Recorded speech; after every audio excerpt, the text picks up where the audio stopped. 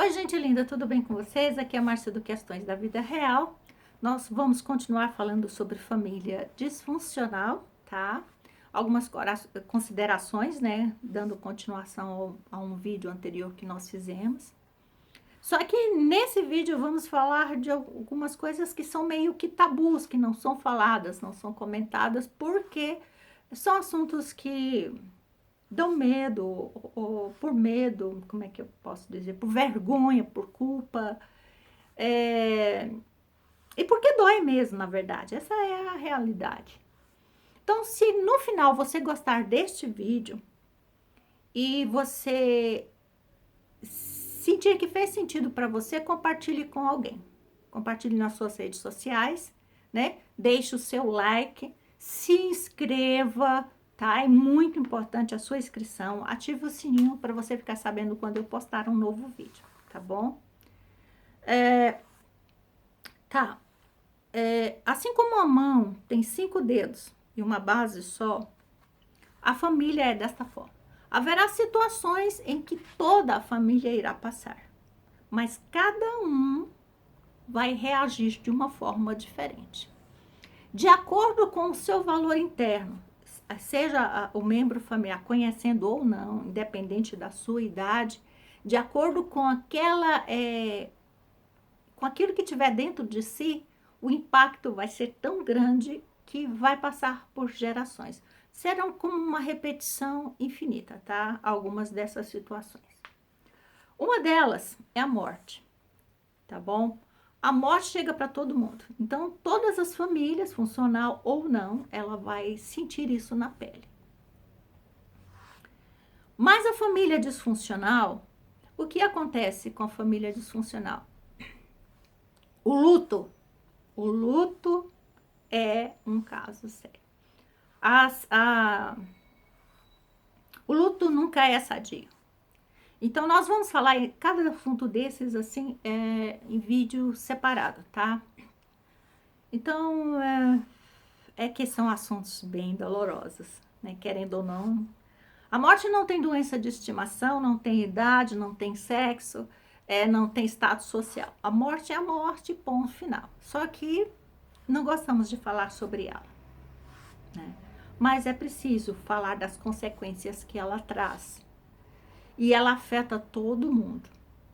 E cada um vai reagir de uma forma. Alguns vão entrar em depressão profunda, alguns vão ficar em uma eterna negação, outros vão procurar um substituto para aquele que foi embora, e outros vão simplesmente se afundar no alcoolismo, nas drogas ou em algum tipo de vício para fugir daquela perda, né? E precisamos falar com isso. A morte, ela deixa um vazio tão grande, que nada, não existe nada que possa ocupar o lugar, né, de alguém que a morte levou. Mesmo que você não ame aquela pessoa, em algum momento a lembrança dela vai ficar e você vai ficar. E se, né? O e se fica para todo mundo, gente. Então, nesse ponto da morte, eu quero dizer o seguinte: o vazio que fica, só Deus preenche. Só Deus preenche. Nada preenche o vazio que a morte deixa. Só Deus. Tá bom? Essa é a minha dica para vocês. Só Deus preenche. Só Deus te ajuda a passar por isso de uma forma sadia, né? De uma forma que você vá se resolvendo e não se entrega. Existem pessoas que chegam ao ponto de acreditar que a vida não vale a pena. Então, só Deus pode te ajudar a se ajudar nesse quesito, tá bom? Uma outra coisa que não se fala muito é sobre o dinheiro, né? Hoje em dia nós estamos numa fase mundial em que ter sucesso é ter muito dinheiro, né? Ganhar dinheiro, todo mundo fala nisso. Ou ficar rico. Claro que todo mundo quer ter dinheiro, mas nem todo mundo quer ficar rico. Mas não é sobre o dinheiro exatamente que eu quero falar. Famílias disfuncionais, elas têm um problema sério com o desemprego. Normalmente, quem fica desempregado, ele fica depressivo, né? Quem já ficou desempregado sabe o que significa isso. E sabe o quanto isso pode ser prejudicial, né? Dependendo do relacionamento dos cônjuges ou dos filhos, isso pode causar brigas constantes, isso pode causar humilhação do restante da parentela, né? Dos amigos, são brincadeiras sem graça, sem pé, sem cabeça, são acusações infinitas.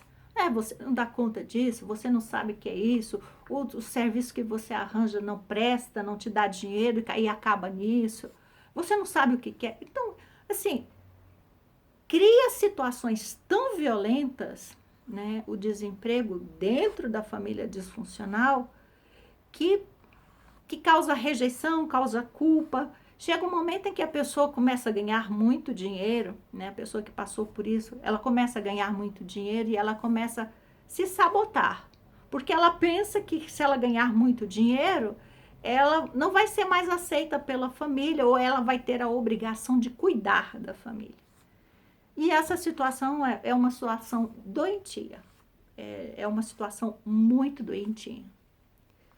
Se você é uma pessoa que ganha, mas assim, chega no final do mês, você está sempre no vermelho e nada justifica isso, preste atenção se você tem medo do dinheiro na família, tá? Se foi decorrente algum tipo de desemprego. Primeira coisa é, se perdoe, né? Aquele tempo passou. Esses dias eu ouvi uma frase interessante, né? Não faça da sua tristeza antiga a sua tristeza presente. Então, não faça do que você passou naquela época a sua realidade no dia de hoje, tá bom? E o contrário, né? Tem o outro lado dessa questão do dinheiro, que é o trabalho. Que tem aquelas pessoas dentro da família que ganham muito, mas muito bem, e gostam de humilhar os outros, né?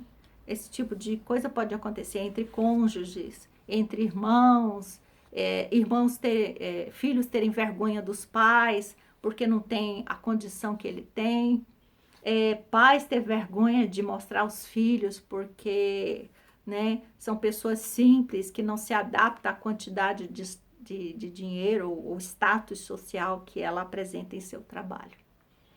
Então, existem dois extremos, que é o emprego e o desemprego, né? Que basicamente é o dinheiro ou a falta dele, tá bom? E nessa questão de dinheiro, eu já deixo claro o seguinte, só amor não basta, ok? Só amor não basta. Família é despesa, ninguém pode fugir disso. Paga-se contas, água, luz, internet, aluguel, transporte, seja próprio ou seja ônibus, mas se paga. Então, só amor não paga contas. Então, só amor não basta. A terceira coisa é a alienação parental. O que é a alienação parental? Eu vou dizer no português mais rasgado, tá? Esse é um assunto tão sério que é reconhecido na justiça como um crime, tá? É quando um dos lados familiares induz as crianças a odiar o outro lado, né? Os cônjuges podem se amar profundamente, né, e amar os filhos, mas, né, os sogros podem não gostar dos seus genros ou das suas noras, e sem que os pais saibam, começam a cavar, minar a confiança dos filhos nos pais. E tem a do cônjuge, né? O pai ou a mãe, que começa a denegrir profundamente a família do seu cônjuge, tá? Eu vou dizer cônjuge, porque fica mais fácil para não entrar naquela do politicamente correto. Gente, não tenho muita paciência para essa questão, não. Então, o pai ou a mãe, né, vai dizer horrores para o filho sem que o outro cônjuge saiba. E vai falar horrores da família desse cônjuge. Coisas terríveis e que vai ficar gravado na cabeça da criança. Chega um ponto em que, quando se separam, chega um ponto das crianças ficarem tão revoltadas com o outro lado, de que não querem nem ouvir falar do cidadão. O problema da alienação parental é a seguinte: filhos crescem. Filhos crescem. E possuem a tendência de repetir continuamente esse mesmo processo. Quando aquela criança que cresceu descobre que foi vítima de alienação parental, ela se revolta. Se revolta, gente, é uma raiva que não se explica. É uma dor, é uma traição que não se explica. Só quem já passou por esse processo sabe como é, né? Então, é doloroso. Só Deus pode trazer a cura profunda para esta dor. O último assunto que eu quero falar é talvez um dos assuntos mais tabus dentro da família. Por mais que hoje esteja em moda, junta-se grupos para defender e dizer e falar e acontecer, né? Que a mulher é dona do seu próprio corpo, é que, como é que falam, né? Meu corpo, minhas regras. A verdade é que uma gravidez interrompida por vontade própria, né? Um aborto, ela traz consequências. Ela traz consequências físicas, mentais, espirituais, né? Eu vou dizer assim, emocional, né? O mental, vamos dizer, consequências emocionais. E atinge tanto o homem como a mulher. Existem homens e existem mulheres que, quando interrompem essa gravidez, eles não sentem absolutamente nada, porque eles estão distanciados da vida, né? Aí, quando eles encontram novos parceiros e têm filhos, o que vai acontecer? Alguns distratam os próprios filhos porque ele está desconectado com a geração de uma vida. E ele vai tratar todo mundo bem. Da porta para fora, ele é um santo, ela é uma santa. Eles vão ajudar o próximo, cuidar dos pets, salvar o mundo, né? Mas as crianças que geraram ficaram abandonadas dentro de casa com eles presentes. Essa é uma realidade, né? E existem outros fatores. As pessoas dizem que o pai não tem reação nenhuma. É uma mentira. Tem sim. De uma forma ou de outra. Homens também sofrem com as depressões pós-parto, né? As mulheres, né, só falamos das mulheres que têm a depressão pós-parto. Mas os homens sofrem também com isso. Precisamos falar sobre isso. Precisamos falar das consequências que essa interrupção contínua dentro das famílias podem causar. Existem aqueles abortos que a medicina chama por repetição, né? Que é o corpo que não aceita.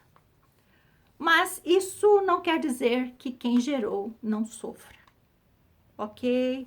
Gente, a família é tudo que dá base para qualquer coisa. É tão importante que hoje em dia se usa o termo família nas empresas, né? Família tal, da empresa tal, né? Não é o sobrenome, mas vamos usar um exemplo aqui. A família Danoninho, né? Que é do Danone. Então, assim, isso se tornou importante. É importante falar sobre isso. É dolorido? Sim, é. E as consequências são coisas assim terríveis, tá? Terríveis. A questão do alcoolismo, né? A questão do alcoolismo também, das drogas também, mas eu vou falar mais sobre o alcoolismo, tá bom, gente? Não é o assunto de hoje, Mas é para vocês entenderem que são coisas que trazem consequências para a pessoa que vive a situação e vive se repetindo. Eu espero em Deus que isso possa te trazer um alento, saber que existe uma saída, mas que só Deus pode preencher o vazio de toda a dor que cada um dessas situações pode causar na vida de cada pessoa. Beleza? Beijo aos meus inscritos, que Deus os abençoe e até a próxima.